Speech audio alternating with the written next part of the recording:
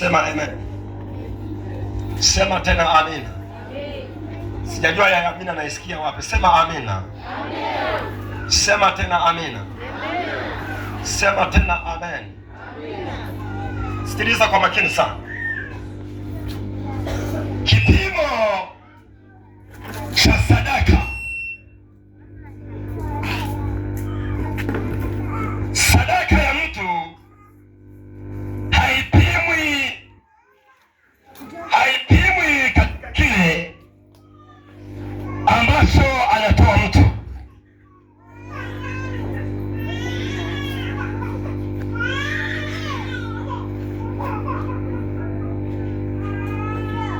Haleluya. Haleluya kanisa. Sadaka ya mtu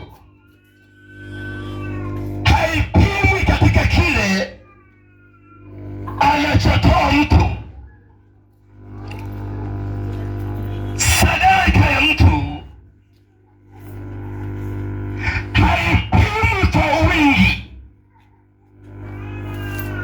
haipimwi kabisa kwa wingi, kwamba na milioni moja naitoa kwa Bwana, haipimwi kwa staili. Sikiliza kwa makini sana. Amen. Sadaka ya mtu haipimwi kwa wingi wa kutoa. Nakataa.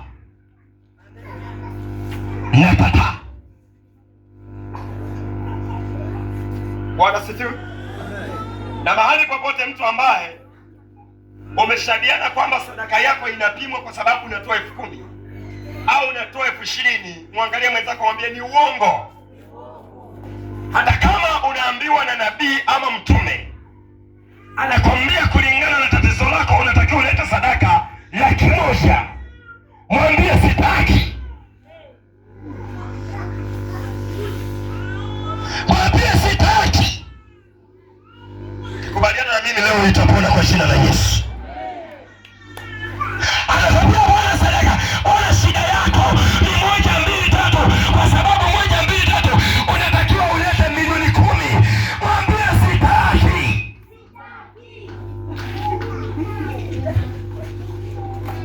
Sadaka haipimwi kwa wingi. Injili nzuri jamani,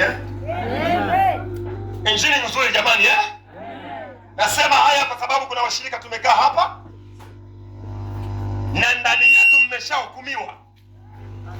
Sema amen. Mmeshahukumiwa na mmehukumiwa, madhabahu zimewahukumu, au manabii, mitume na wachungaji wamewahukumu. Haleluya. Sadaka ya mtu haipimwi kwa wingi. Haipimwi kwa nini? Unaiona maskini pokea ponyaji kwa jina la Yesu. Sadaka ya mwanadamu haipimwi kwa wingi. Na wala Mungu haangalii wingi. Au unanisikiliza kwa makini, sema amina. Kuna fundo litaondoka leo. Sadaka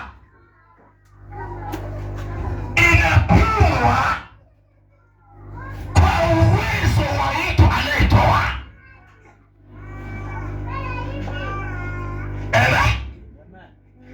Kwa Kiswahili chepesi, sadaka inapimwa moyoni. Wale nyote msiliane. Somo la sadaka kaka ni kumwe. Amina. Sadaka inapimwa kwa uwezo wa mtu anayetoa. Kwa lugha nyepesi, sadaka inapimwa moyoni mwa mtu.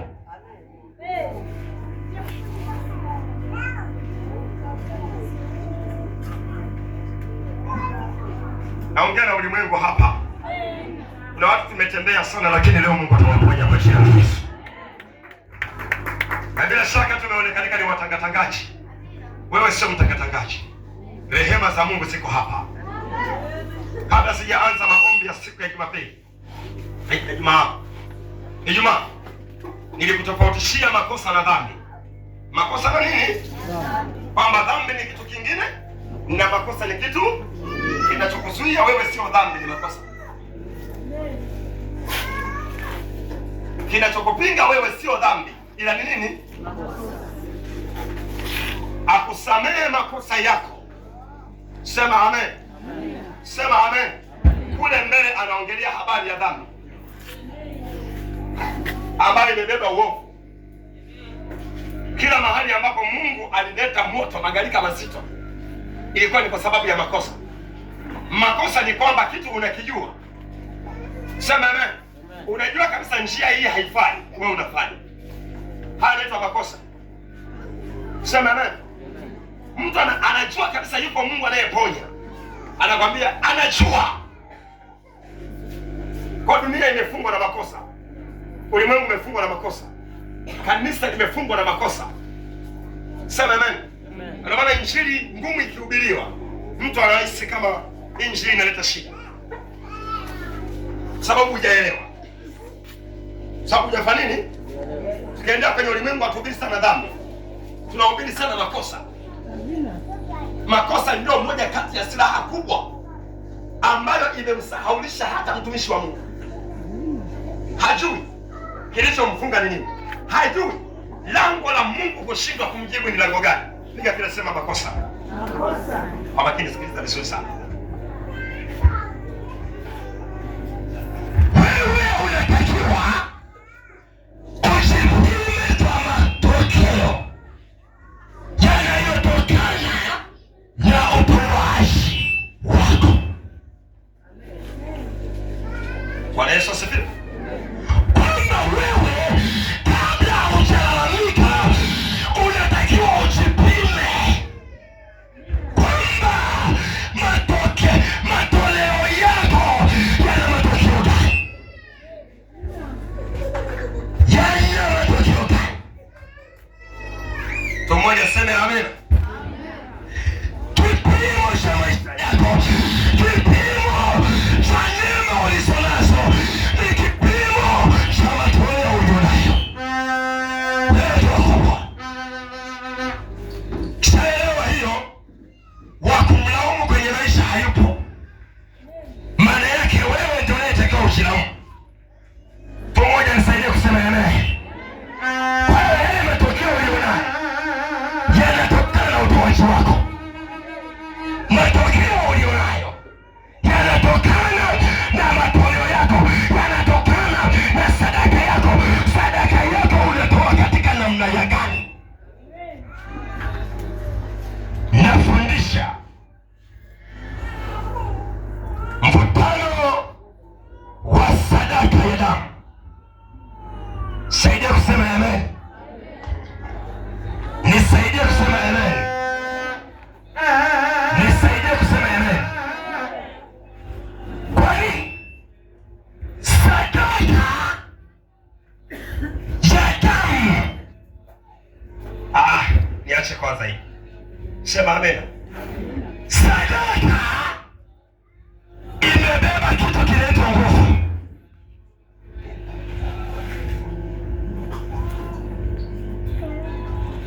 Imebeba kitu kinaitwa. So watu wengi sasa wanatumia akili za nje na badala ya akili za ndani. Kwa Mungu wa mbinguni hakuna sadaka kubwa wala sadaka ndogo. Sema amina. Sadaka kubwa kwa Mungu ni ile ya ndani ya moyo, inayotoka ndani ya nini? Yule mwanamke akatoa sendi moja. Sema wewe. Biblia inasema matajiri wakaleta masalia. Yaani wamepaki kwanza malengo yao, halafu akabeba yale mamilioni moja, wanaenda kutoa wameshika namna hii. Biblia inasema yule mwanamke aliyekuwa na sendi moja ndiye aliyekuna ndani ya watu 2000. Ile sadaka ilitoka kwenye moyo. haikupimwa nje, ilipimwa ndani. Ni kweli kabisa, yule mama ndivyo alivyokuwa katika maisha yake, kwa alibeba ule moyo kama ulivyo. Nisaidie kusema amen. Nipige hatua kidogo. Sadaka ya damu, hii ndiyo sadaka iliyobeba Mungu ndani yake 100%. Kuna mtu anaandika hapa, wananisikiliza tu. Hata watu wanakuja kusikiliza. Sadaka ya damu ndiyo sadaka iliyombeba Mungu ndani yake. Sio 3%, sio 4%, 100%. Bwana Yesu asifiwe. Pata tu sehemu ya pili. Sadaka ya damu ndiyo imembeba shetani 100% katika maisha ya watu. Sadaka ya damu. Kwa hiyo sadaka ya damu isipombeba Mungu 100%, inambeba shetani 100%. Nilifundisha roho ya udhaifu na kushindwa iliyo ndani ya damu. Virusi walio ndani ya damu, virusi. Na nikasema damu inatumika kama silaha, lakini nyuma ya damu kuna virusi walioashiriwa, wanaisukuma ile damu, iwe ya machukizo, iwe ya madeni, iwe ya laana. Piga kelele kaka, kwamba damu haijiendeshi yenyewe.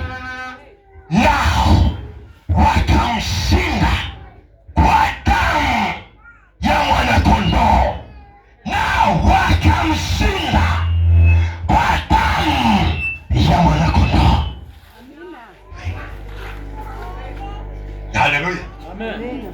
Nikwambia, mtu anaposema ninaumwa kichwa, ninaumwa miguu, daktari anakwambia ngoja tupime damu kubwa au damu ndogo. Sema amina. Akipima anaona kuna kitu ndani ya damu. Kwa hiyo walioshinda walikuwepo viumbe ndani ya damu. Kwa hivyo ulimwengu wa roho kuna viumbe wa giza wanaweza kutumwa ndani ya nini? Ya damu. Kwa sababu hiyo sasa, sikiliza kwa makini sana. Damu, sadaka ya damu imembeba Mungu 100% katikati ya maisha ya watu. Na hiyo sadaka ya damu inaweza ikambeba shetani 100%. Unatawasilia nini? Unatawasilia nini? Kama sadaka zingine zinaweza kuwa na aina yake ya nguvu, unatafuta Mungu kwa ndani ya sadaka. Ni sadaka ya damu. Sema ni sadaka ya damu. Tuliongea sana Ijumaa, ukasema hili ni jambo la ajabu. Mungu anatafuta kumpa Ibrahimu uwezo mkubwa, anatafuta kuikuza imani ionekane. Sema amina. Cha kwanza anadai sadaka. Kwenye hilo siku niliita sadaka ya mwanakondoo. Sema sadaka ya mwanakondoo. Na nikakufundisha nikakwambia sio kila sadaka au damu inaweza kutumika kwa aina hii moja. Sema amina. Nikakwambia nitakapofika kufundisha nguvu ya damu kwenye swala la uchumi, nitakuonyesha damu yake, kwamba unatakiwa kutumia damu gani kama silaha. Kwenye swala la kumiliki na kujitegemea, kuna damu yake unatakiwa kutumia kama silaha. Kwenye swala la kufungua ufahamu watu waliologologa ovyo ovyo, watu wakumbuke kwenda kanisani, nisaidie kusema amina. Kuna damu yake unatakiwa kutumia. Kuna watu msemia amina kule nyuma mnakaa tuwetea. Sema amina. Sema amina. Watu tunatoa sadaka nyingi. Sema amen. Sasa Mungu anamwambia nataka sadaka ya damu. Sema amen. Na sadaka aliyoilenga ilikuwa ni sadaka ya mwana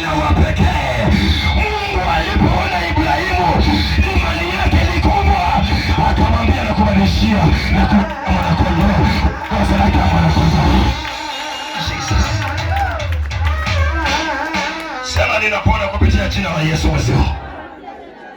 Tuko wa sita watu wa Mungu. Tunaendea wa saba, sema amina. Tunazo 21, sema amina. Za moto wa maombi, sema amina. Jua la haki lazima lizuke. Na wiki ya kesho tutaeleza kwa jina la Yesu Kristo.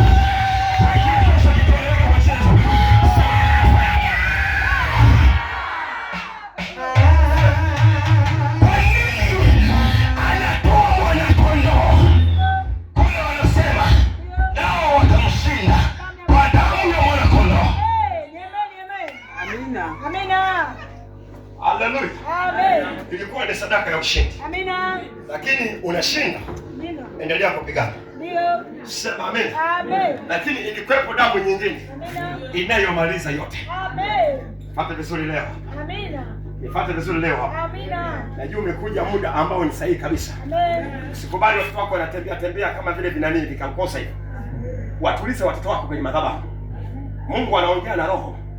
Na hakuna roho ndogo na kubwa. Sema amina. Yaani hivi ninapopiga kelele hivi, moto wa Mungu unaingia ndani ya huyo mtoto.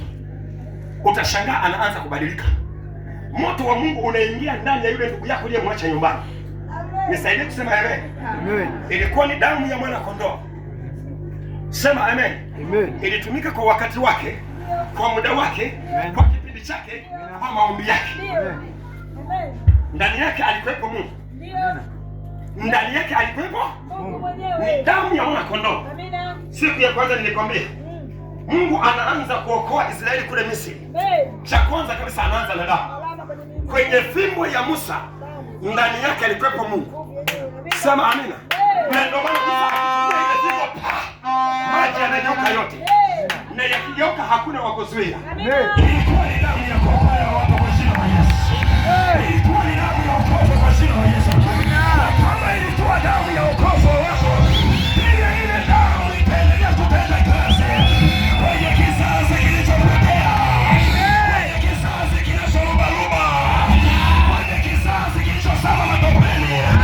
Hizo amina zinaungana mbingu, hizo amina zinaungana mbingu. Ile damu itaendelea kufanya maajabu yake kwa jina.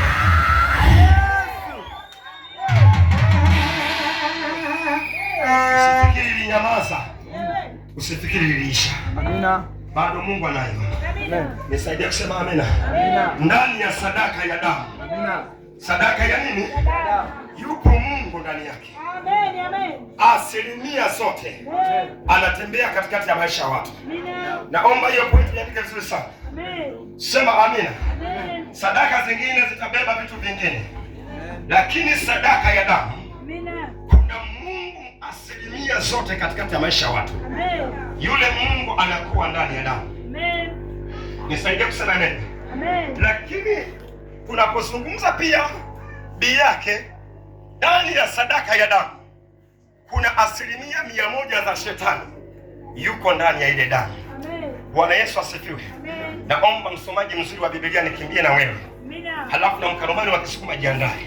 Amen. Sema amina. Amen. Sema amina. Ndio baba. Huko nabii nilitoa kwa ajili ya jiji la Mwanza. Sema amen.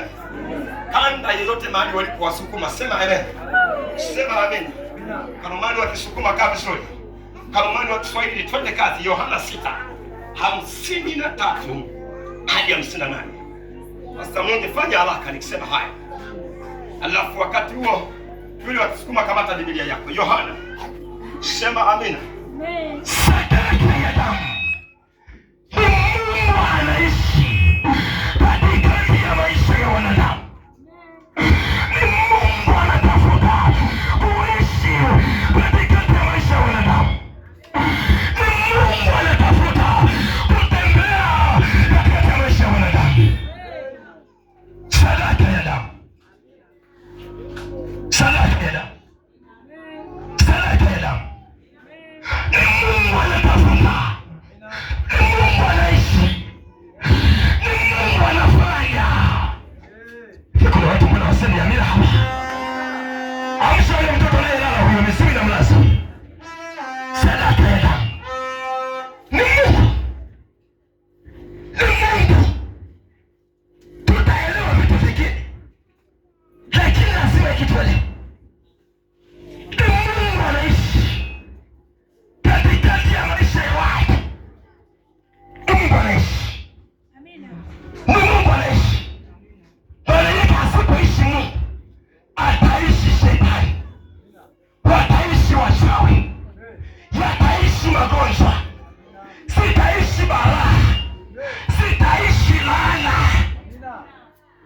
Hizi amina nazisikia wapi hizi?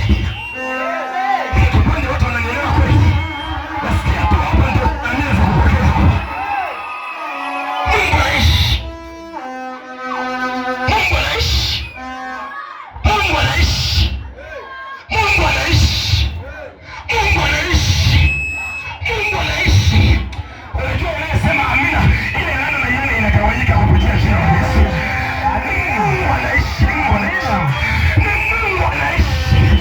Hata kama magonjwa yaliisha sana, ameishi miaka nenda rudi. Habari inayokuletea asubuhi ya leo, Mungu anaishi.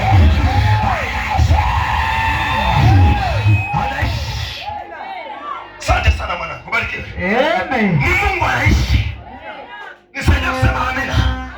Ni Mungu anaishi. Kwa sababu unaposema amina, maana yake sadaka ya kafara kama shetani iliishi.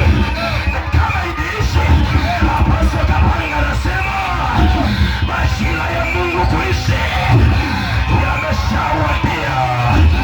Asema Bwana wa majeshi, si kwa uwezo wangu wala kwa nguvu zangu wala kwa moto wako, asema Bwana wa majeshi. Amina. Mungu aishi tena. Amen. Mungu aishi tena. Mungu aishi tena. Mungu aishi tena. Namuona mwanamke aliyekuwa amesinyaa. Mwanamke anang'atwa kidole chake cha pili na mbwa. Yule mwanamke naona kabisa anafunguliwa. Anafunguliwa kabisa. Wachawi walikufungisha ndoa na mashetani na majini na wakaishi. Balaa imeishi. Mateso yameishi. Ukimwi umeishi. Laana zimeishi. Nakwambia unanisikiliza majira haya.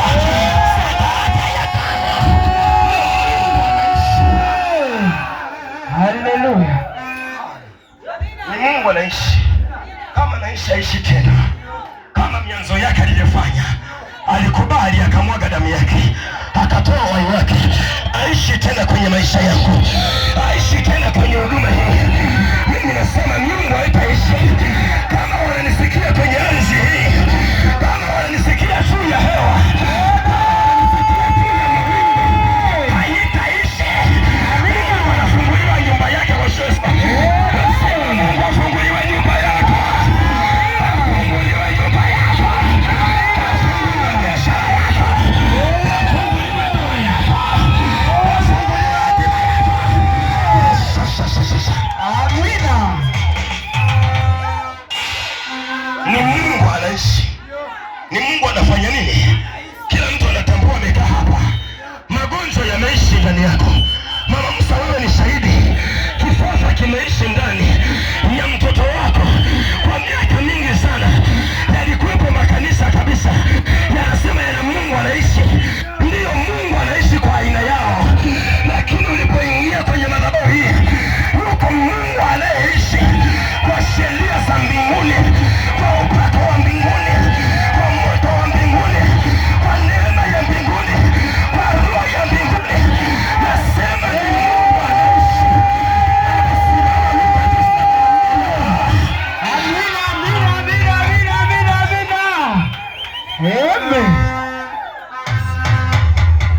Siogope mama yangu. Amina.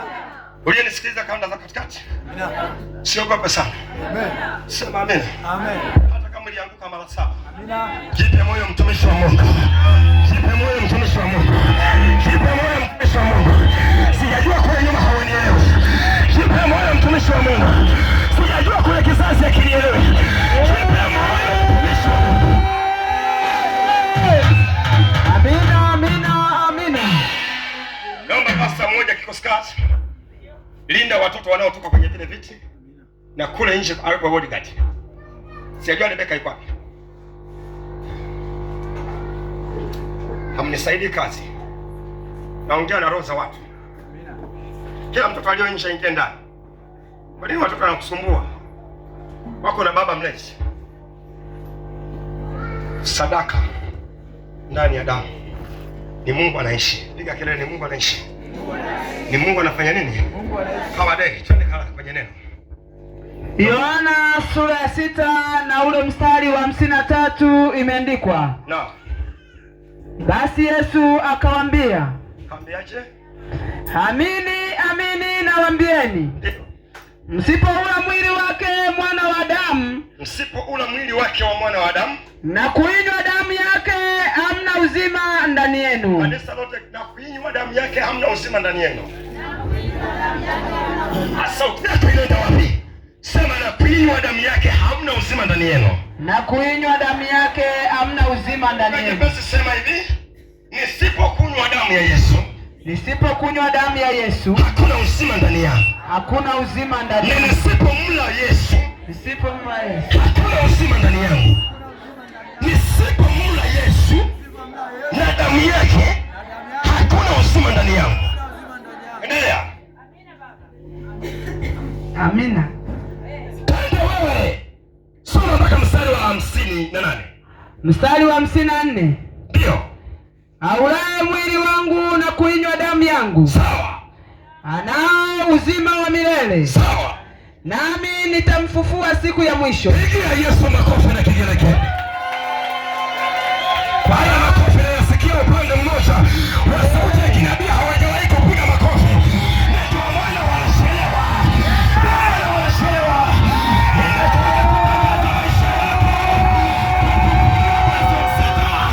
Na mwezi wa 7 nimekuja kutangaza kizazi chako. Mwezi wa 6 na mwezi wa 7 nimekuja kutangaza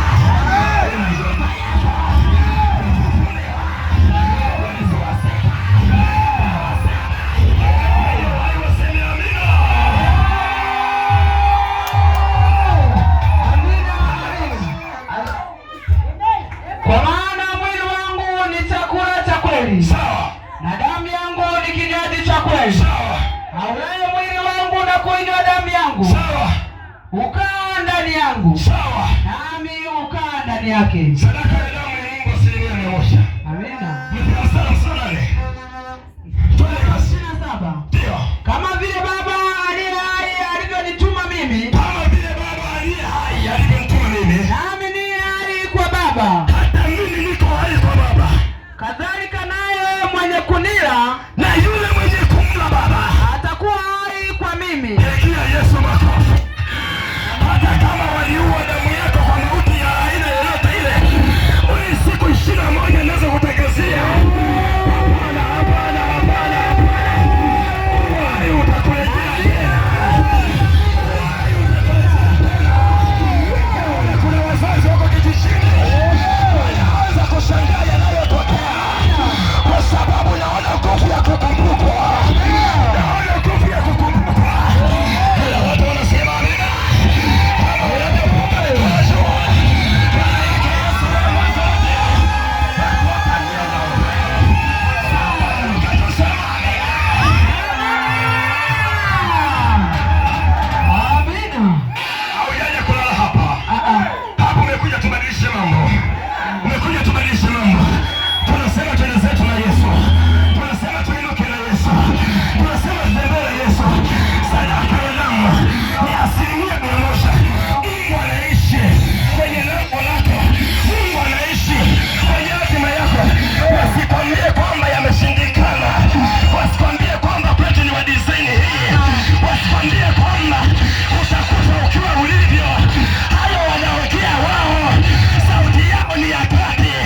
Hebu sauti ya Mungu aliye hai. Hebu sauti ya Mungu aliye hai. Nayo ni sauti ya mwisho.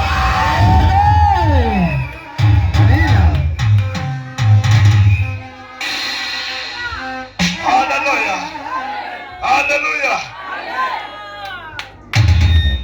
Sahihi kabisa. Wanaweza kukwambia kwa sababu ya matusi yao kwamba wewe hautainuka. Ni wao wanasema, wao sio sauti ya mwisho. Wanaweza wakakwambia hautakaa uinuke wao uelewe. Wao sio sauti ya mwisho. Mimi natamani sikia mtu anayekataa ulimwengu wa Mungu anarudi kwenye ulimwengu wa roho. Wanaweza wakasema Apostle Kapanga, hautakuja kuona kanisa na watu wa 70,000. Mimi nakwambia unasema wewe. Saa ninaondoka na Yesu mzima mzima. Natembea na Yesu mzima mzima. Na lazima kishiri yote ikombolewe. Lazima ya mishu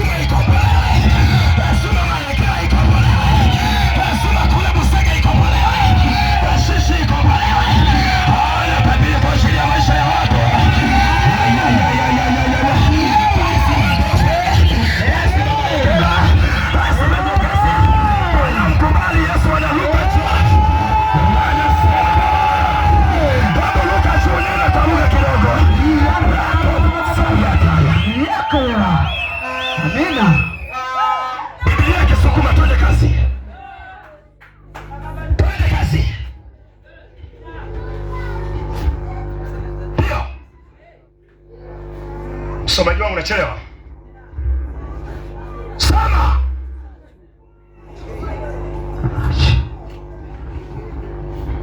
Yohana sura ya 6 mstari wa 53 hadi 58 twende. Inasema, ndio, namwe Yesu ubawira nalimwira kwankana kiki ulumtagulire umereko mwana wa Mulungu na kukanywa amininga gakwe butemo obupanga umbimwe. Mstari wa 54 owakugulya umere gwane na kukanywa amininga gakwe kandi alina bupanga bowerero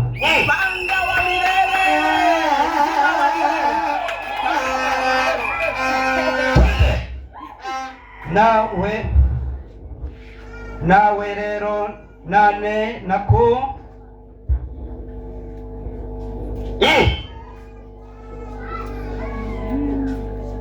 nane nakunjucha aha lushikolo baka lekejo.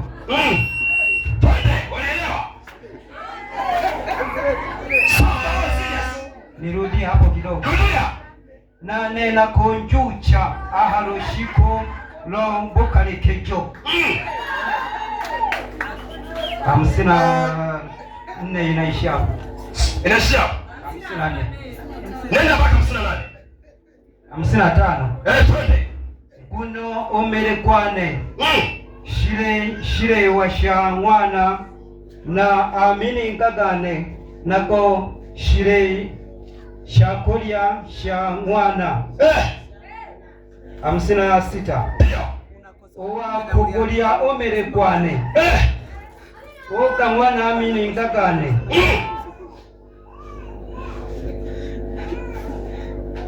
kwa ndani ya jiji linatuhusu. Amina. Linatuhusu. Haya, nitarudia.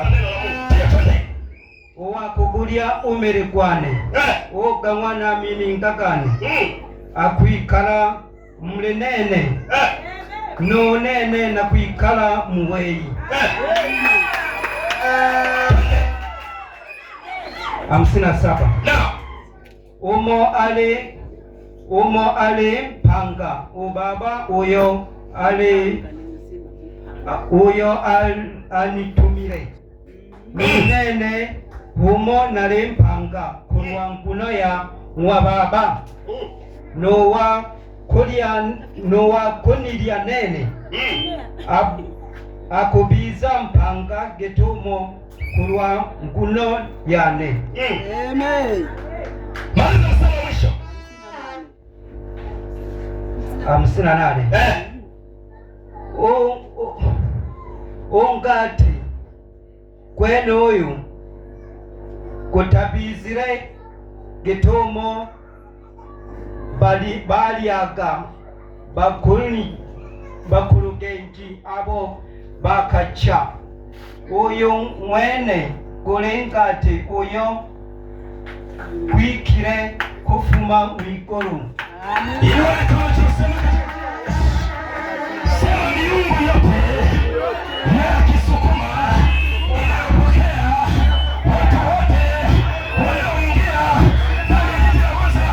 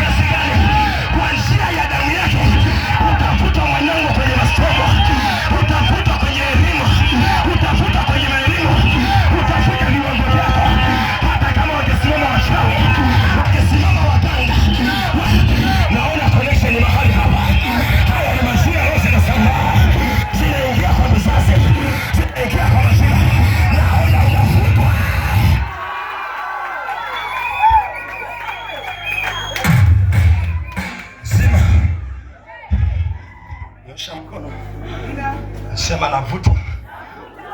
Sema navutwa. Sema navutwa kwa sadaka ya damu ya Yesu Kristo. Sema navutwa. Sema nawavuta watoto. Sema nawavuta. Sema yule mkorofi ninamvuta.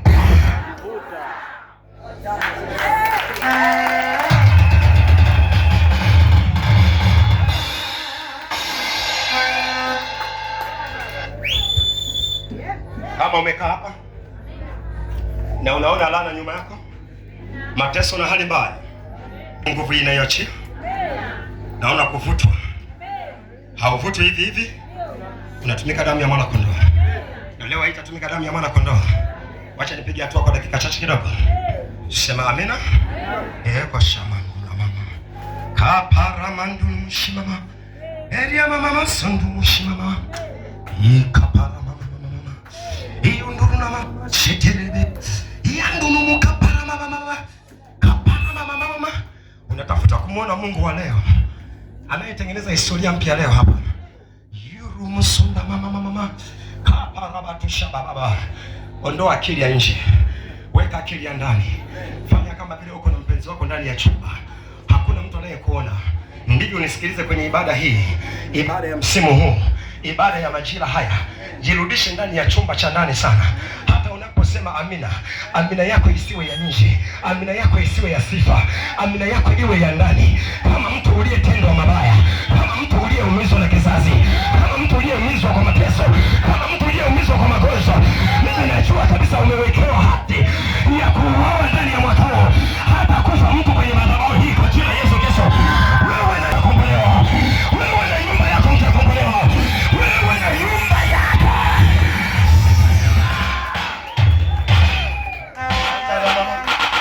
Yule mama tete. Hapa manduna mashapa baba. Eria mama shekete. Na paina masata ya mama. Asante Yesu kwa upendo wako. Asante Yesu kwa upendo wako. Asante Yesu. Wengine walikataa, wewe ulikubali. Wengine walikataa, wewe ukakubali baba yangu. Baba yangu alikataa, wewe ukakubali. Ukakubali Yesu. Ukakubali Yesu. Yesu. Hata aliyekuwa rafiki yangu wa karibu alikataa, wewe ukakubali Yesu. Yesu ukakubali. Ukakubali Yesu. Alikataa. Naona mwanamke mmoja ambaye walikukataa, si chini ya watu wanne wamekukataa. Kamandu na masata, kipuru na mashapa baba. Maneno ya kukataliwa yalikuwa ni mengi sana, na mbaya zaidi yamekuwa kama sehemu ya kuzumiwa kwako. Msikie Mungu anayeshuka leo. Anatafuta moyo wako kwa wapi? Anatafuta moyo wako kwa wapi? Hata kuacha kule walikokupeleka, hata kuacha kule walikokuvutia mwanangu, hata kuacha kule walikokuvutia, hata kuacha kule walikokuvutia mwanangu. Nasema wamemvutia kule mume wako, wanayavutia maisha yako kule. Yesu hatakuacha.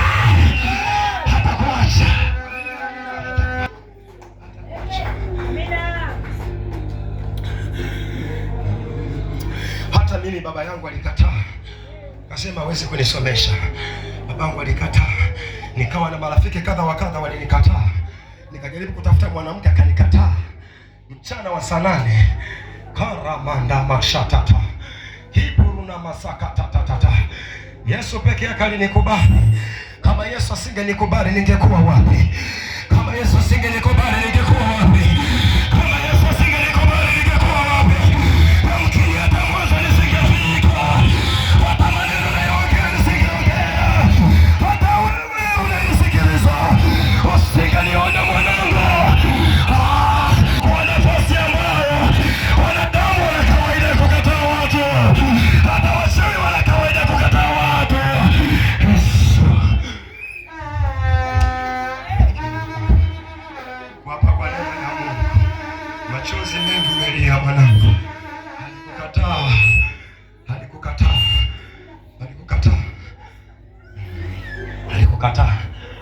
alikukataa. Nasikia na hii vita kukataliwa. Mungu tu amekukubali. Nakwambia leo uko hapa kwa neema ya Mungu. Uko hapa kwa neema ya Mungu. Ni upendo wa ajabu wa Yesu.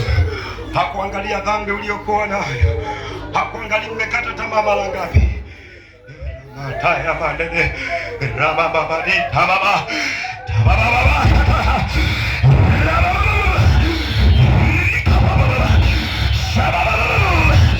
Nilipotamani kusoma shule, baba yangu hakujali hata kidogo. Alikuwa ni mwanadamu tu, hakujali hata kidogo. Na nikatoroka kijijini nikakimbia Dar es Salaam kwa sababu baba yangu amenikataa. Hajanijali hata kidogo. Kama Yesu asingenikubali,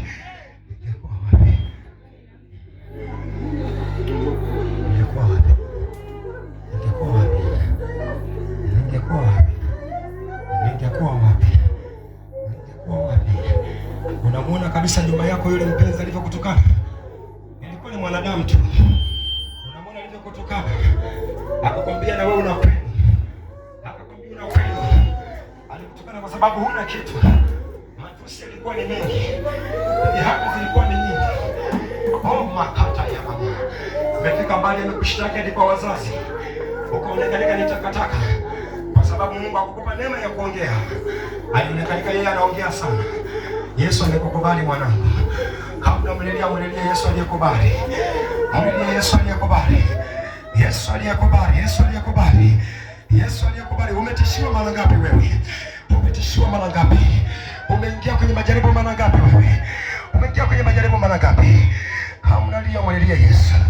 Usiwalilie wanadamu. Jesus.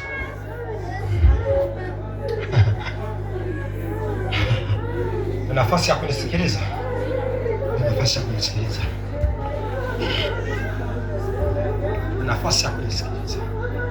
Ni muhimu sikotoka. Ni muhimu sana. Inawezekana ulipo sasa hivi ukutakiwa kuwepo. Huruma tu za Mungu. Ni huruma tu za Mungu.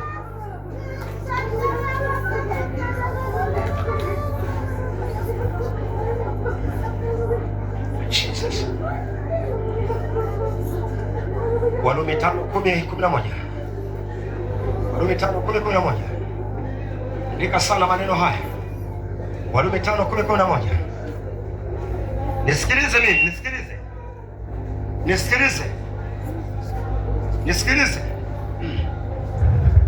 nisikilize. Fuata sana maneno haya yanayotoka. Yabebe kama yalivyo. Tunapozungumza habari ya sadaka ya damu, ni Mungu anaishi katikati ya wanadamu. Mungu anaishi, Mungu anatembea, Mungu anaponya. Kizazi kilichoharibika Mungu anaponya. Mungu anaponya. Nikiwa ninaomba na mtu mmoja kutoka kule Kigoma nadhani usiku wa leo. Naomba naye live kwa njia ya mawasiliano. Sema amen.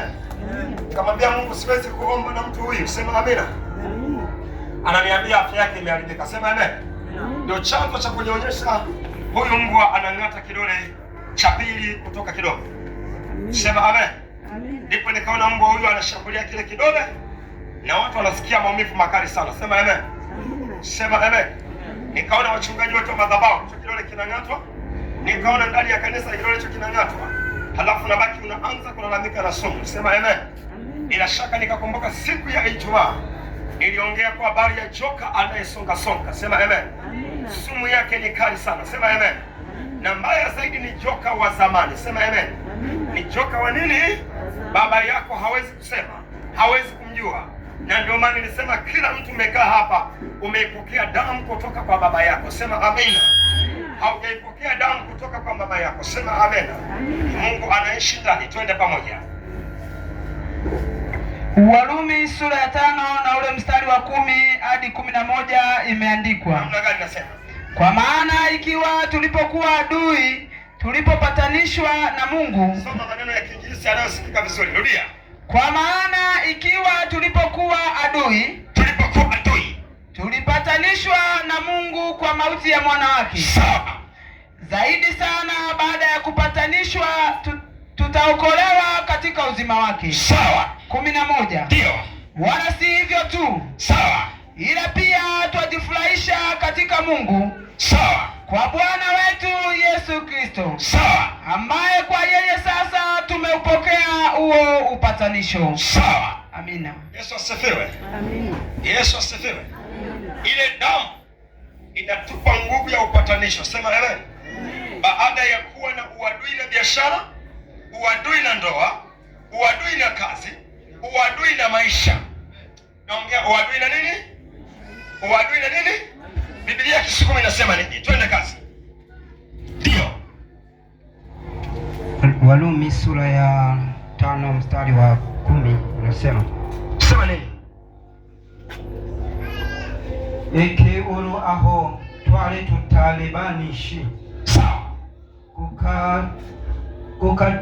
Kukadoleka kwa kwitwa kubiza na busangi. Sawa. Namwe umungu mu nzira ya kucha kwa mwana wakwe. Sawa. Hona loro ehaha eke tulina busangi namwe tukupejiwa bupanga bokwe. 11 nahange ekegeko tuhu aleyo tuku yegeraga mulungu kurwa nguno ya mwaseba wise Yesu Kristo oyo kurwa nguno yakwe ehaha twamalire kubiza na busange hamo na mulungu. Ndio nikaona mimi nichosema katika jina la Yesu. Nipo ndani ya kitovu cha jiji la Mwanza. Kuanzia siku ya leo, kila mahali ambapo kuna kidugu cha mchawi, sema na kibomoa kwa damu ya Yesu. Mimi kibomoa kwa damu ya Yesu. Hakitatangaza mateso, wala choke, wala hasara, wala madeni. Mara tatu sema na bomoa. Thank you. Thank you. Thank you. Yesu asema yeye ni mkuu wa ulimwengu. Anasema mkuu wa ulimwengu ametupwa nje. Ni maneno yanayosema Yesu kwamba mkuu wa ulimwengu ametupwa wapi? Nje. Tunaniuliza maswali, mkuu wa ulimwengu ni nani? Sema amen. Ndiyo Mungu anayekaa ndani ya damu za mashetani. Ndiyo Mungu anayekaa ndani ya damu za mashetani. Hii Mwanza yatuhusu sana. Pakiwa na Mungu, sema amen, anayewavutia watu mashimoni. Sema amen. Hata ukija wewe utavutiwa shimoni.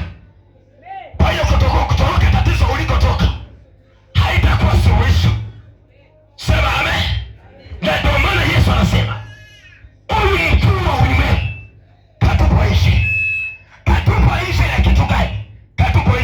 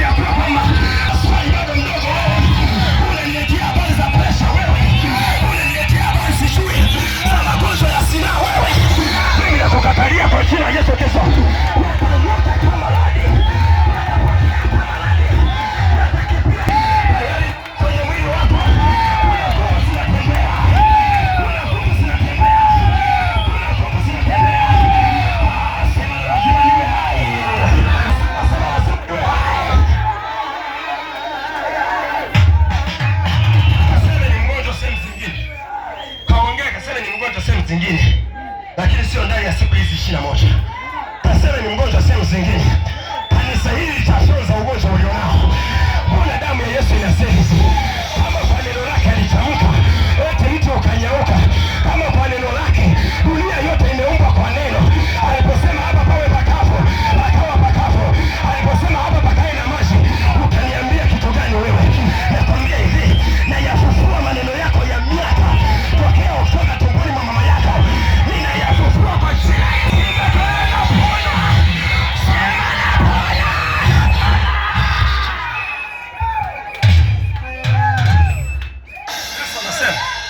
Kuna urafiki gani? Sema amen. Sema amen.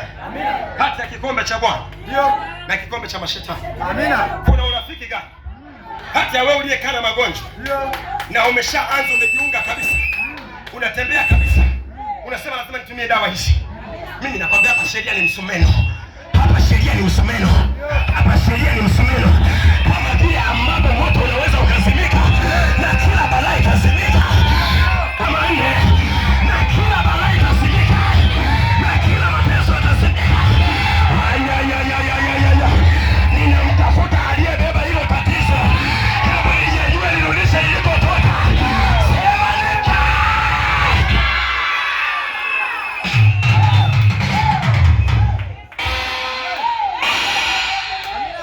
Yohana 1:32.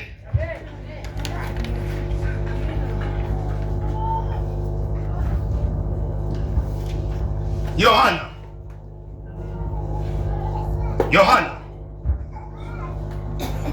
haraka sana. Kikaa kwenye uwepo hautasumbuka kusoma Biblia. Ndio. Ana 12:31-32. Kimbia haraka. Jesus. Yohana 12 na ule mstari wa 31 hadi 32 imeandikwa. Naam. Sasa hukumu ya ulimwengu huu ipo. Ndio. Sasa mkuu wa ulimwengu atatupwa nje. Sawa. Nami nikiinuliwa juu ya nchi, nitawavuta wote kwangu. Pigia Yesu makofi na vigelegele. Wewe uliyekaa umeelewa. Pigia Yesu makofi na vigelegele. Wewe kwa nyuma pigia Yesu makofi na vigelegele. Na Yesu akiinuliwa, mwanao aliyetusumbua sana atavutwa kwake. Na Yesu akiinuliwa, ile ndoa iliyopoteza sana itavutwa kwake. Na Yesu akiinuliwa, wale watoto waliokuacha watavutwa kwake. Na Yesu akiinuliwa, kwa habari ya neema, ile neema iliyopotea